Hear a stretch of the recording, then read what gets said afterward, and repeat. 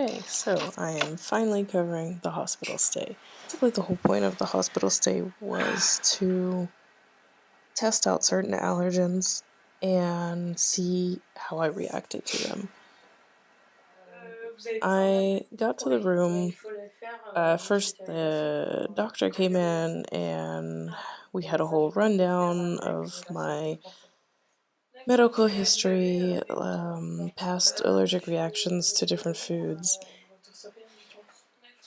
So they gave me little capsules with the allergens in powder form that I had to swallow. We started out with milk. I kind of question how reliable that one was because it was powdered milk, which is obviously not the same as liquid milk.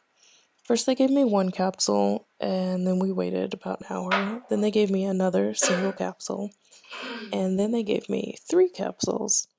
And then I graduated to the real thing. So on day 1, it was a yogurt. So at some point, they mentioned that one of the capsules is a placebo. So then, because I was so surprised that I didn't react at all, I kind of thought, well, what if they're giving me only placebos? What if this is actually lactose-free yogurt and that's why I'm not reacting? Typical reaction I would have to dairy would be soreness in my throat, pain in my esophagus, which would be like heartburn, and maybe some bloating, gas, diarrhea even. Sometimes I can get away with eating a bit of cheese, but more recently when I've had cheese, I have noticed some irritation. So I was surprised that I was okay with eating the yogurt.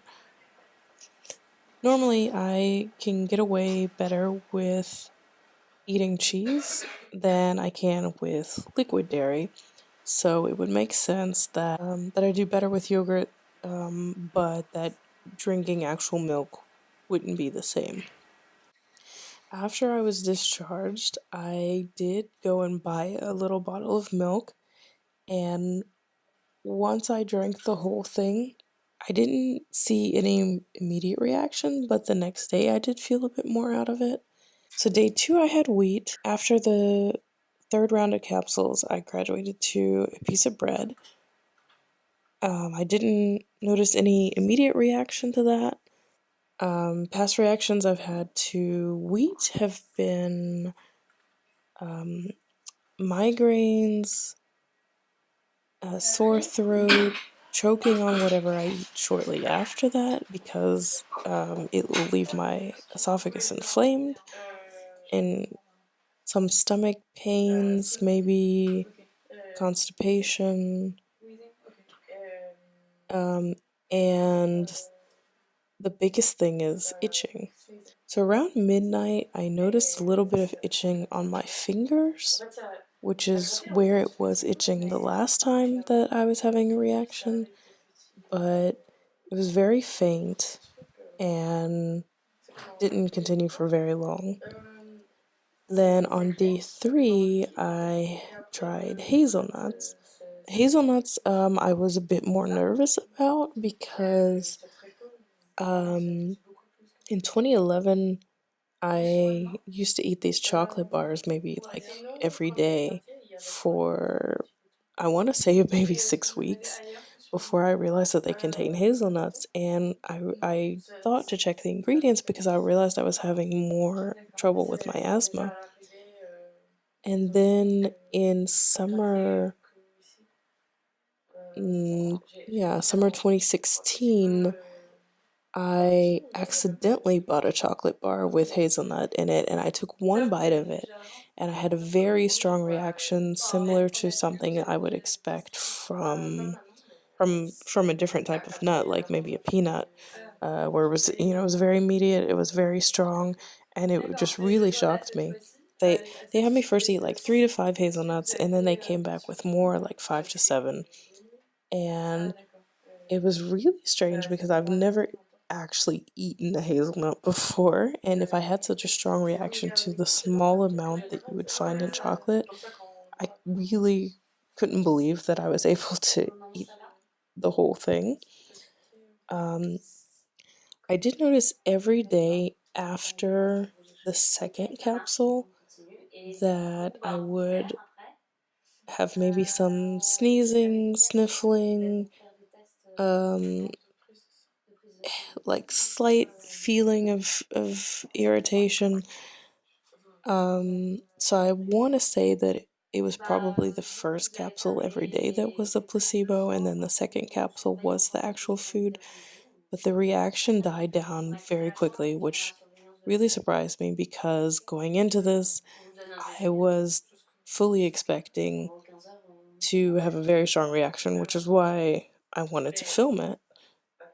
Um, and I do think that there is a reason why the reactions died down so quickly and were as mild as they were, which is there is this experimental immunotherapy that I've been doing.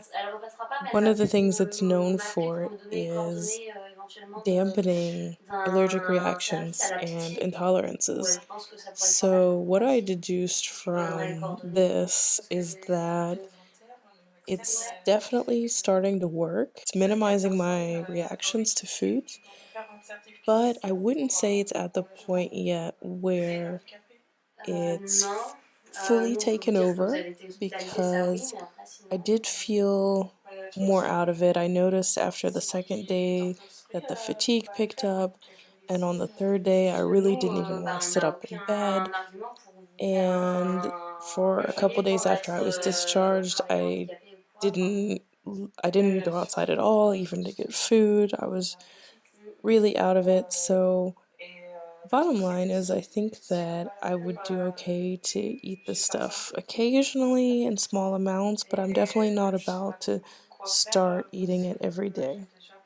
And I do want to make another video talking about this therapy, but I want to do it justice, so I'm not going to try to squeeze it in right now, but I will get to that in the future. Before we determine which allergens to test in the hospital, they actually had me test them on my skin, and the ones that reacted on the skin, we could rule out. I didn't need to eat them because I was obviously allergic, despite negative blood results. First day I was there, we tested another few allergens on my arms in the bed, which I wasn't so crazy about because these were using actual allergens, and then they were crumbs all in the bed. Then the third day, they had me go back to the lab where I was tested the first time to test a few more allergens. The ones that did not respond on the skin, we wanted to test by having me eat them. That's how we came up with milkweed and hazelnuts. But while I was there, they had me test another round of allergens on my arms.